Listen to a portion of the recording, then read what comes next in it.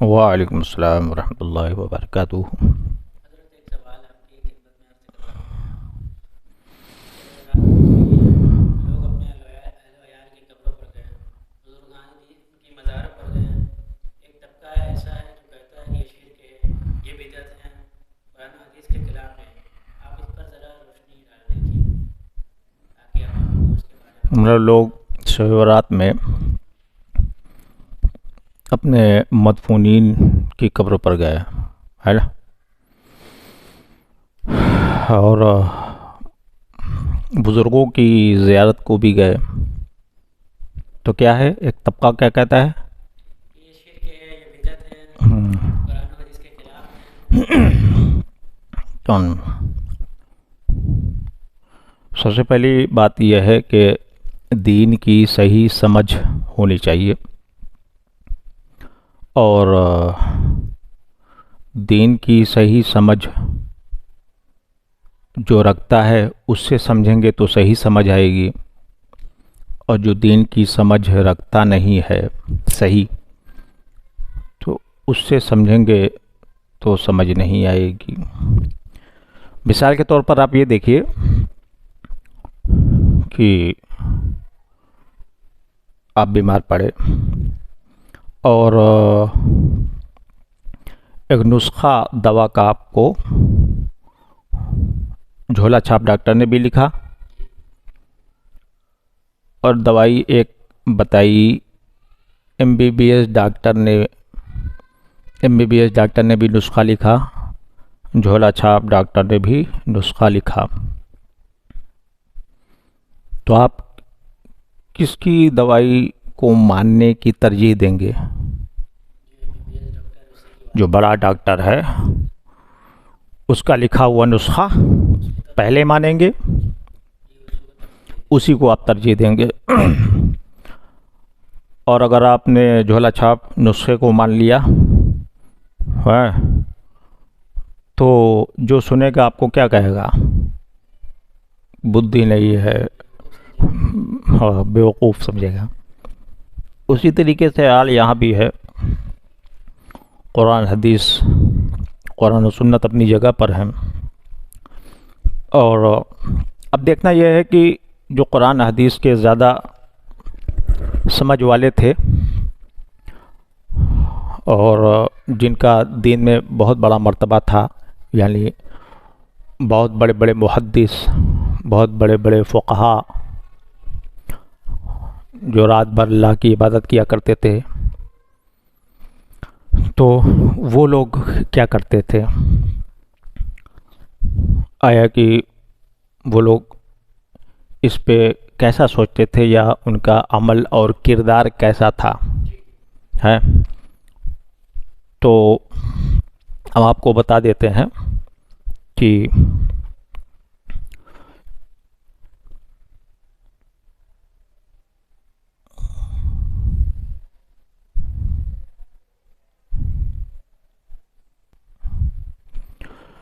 تو ایک بہت بڑا نام، بہت مشہور و معروف ہے نام، علامہ امام قسطلانی رحمۃ اللہ تعالی علیہ کا، متوفہ 923 ہجری ہے نا۔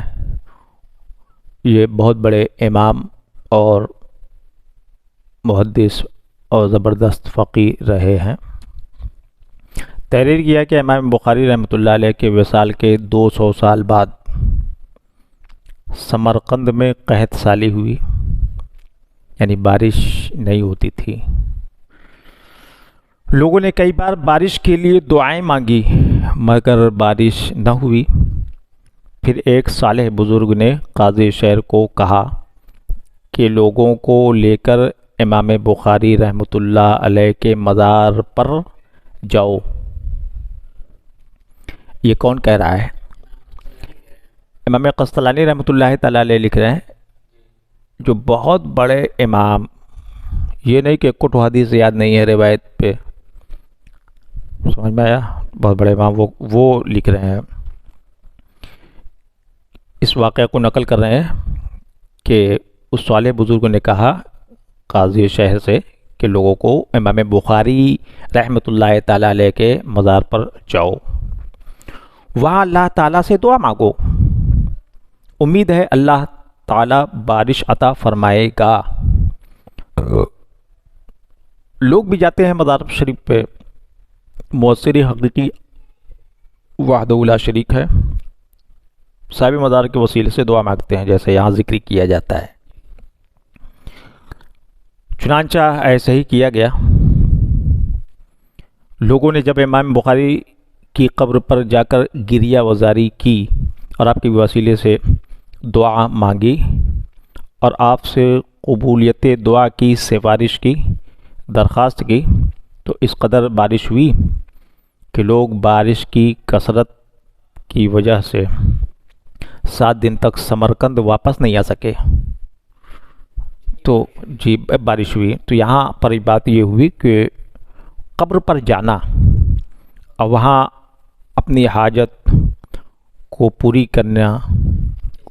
کرنے کے لیے جانا، تو یہاں تو یہ بہت بڑے امام لکھ رہے ہیں، تو اس سے یہی ثابت ہوا کہ جو ہے کہ قبروں پر جانا اور اپنی حاجت پوری کرنا وسیلے سے قبر تو جائز ہے۔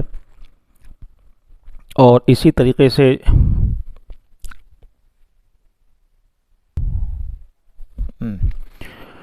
دوسرا ایک تو واقعہ ہے کہ 27 ہجری میں اسلامی لشکر نے قبرص پر حملہ کیا۔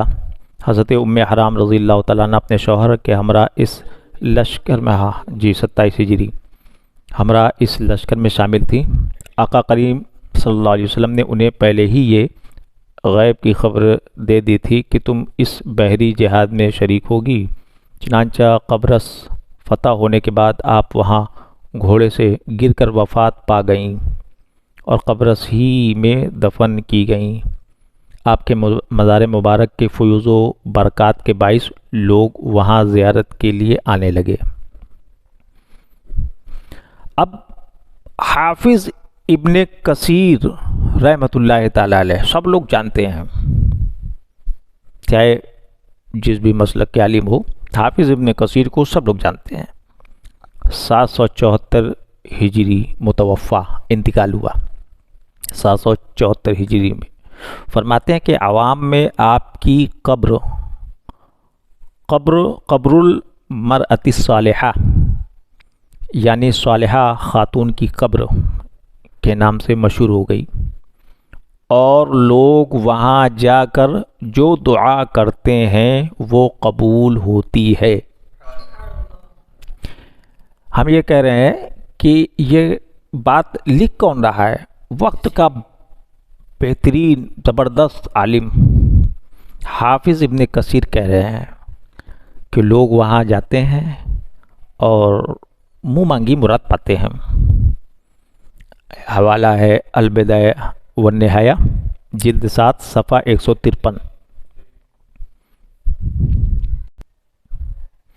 امام اعظم ابو حنیفہ رحمۃ اللہ علیہ، امام ابن حجر مکی شافعی رحمۃ اللہ تعالی علیہ متوفہ 973 ہجری، وہ لکھتے ہیں کہ حضرت امام اعظم ابو حنیفہ رضی اللہ عنہ کے مزار مبارک کی برکتیں، وہ کہتے ہیں کہ ہمیشہ سے علماء کرام اور حاجت مندوں کا یہ طریقہ رہا ہے۔ کون کہہ رہا ہے؟ امام شافعی رحمۃ اللہ تعالی، زبردست فقیہ، بڑے عالم، ایک طبقہ ان کو مانتا ہے، تو ظاہر ہے قرآن اور سنت کی سمجھ ان سے زیادہ کس کو ہوگی؟ تو وہ کیا کہہ رہے ہیں کہ ہمیشہ سے علماء کرام اور حاجت مندوں کا یہ طریقہ رہا ہے کہ وہ آپ کے مزار مبارک کی زیارت کے لیے آتے ہیں۔ کس کی مزار مبارک کے؟ حضرت امام اعظم ابو حنیفہ رحمۃ اللہ علیہ کے مزار مبارک کے لیے آتے ہیں اور اپنی حاجت روائی کے لیے آپ کو وسیلہ بناتے ہیں اور منہ مانگی مراد پاتے ہیں۔ امام شافعی رحمۃ اللہ علیہ فرماتے ہیں کہ میں امام ابو حنیفہ رضی اللہ عنہ سے برکت حاصل کرتا ہوں۔ ہاں، بات یہ ہے کہ زیادہ قرآن اور حدیث کے جاننے والے، قرآن کے حافظ اور حافظ احادیث کثیرہ، یہ لوگ بیان کر رہے ہیں قبر کی بات. جی جی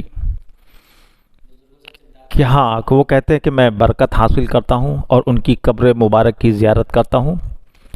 آگے فرماتے ہیں جب مجھے کوئی حاجت پیش آتی ہے تو 2 رکعت نماز پڑھ کر ان کے مزار پر جاتا ہوں اور بارگاہ الہی میں دعا کرتا ہوں تو میری حاجت فوراً پوری ہو جاتی ہے.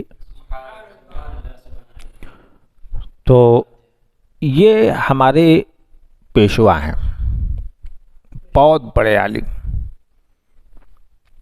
تو قرآن و حدیث اور دین کی سمجھ اپنی بڑھانے کے لیے ہم ان کی طرف دیکھتے ہیں، رجوع کرتے ہیں. سمجھ میں آیا؟ تو یہ کیا ہے، الخیرات الحسان جلد 1 صفحہ 38 پر ہے یہ بات.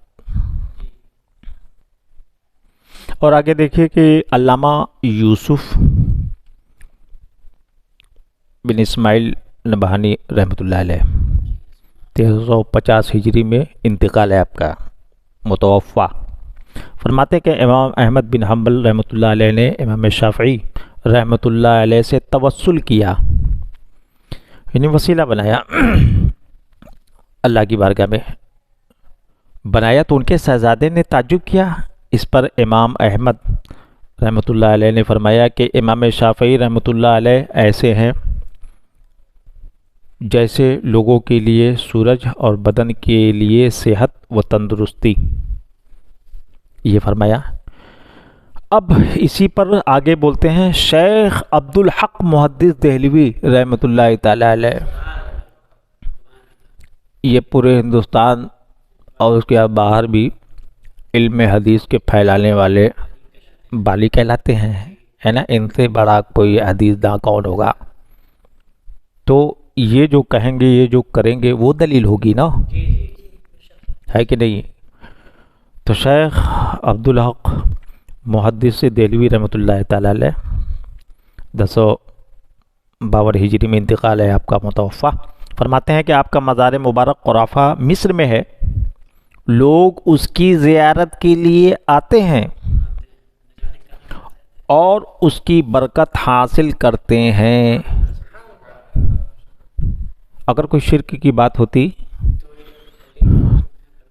تو آپ پہلے ہی سے منع کرتے کہ نہیں جانا ہے، مگر ایسا ہے کچھ نہیں جیسا کہ آج بتایا جاتا ہے.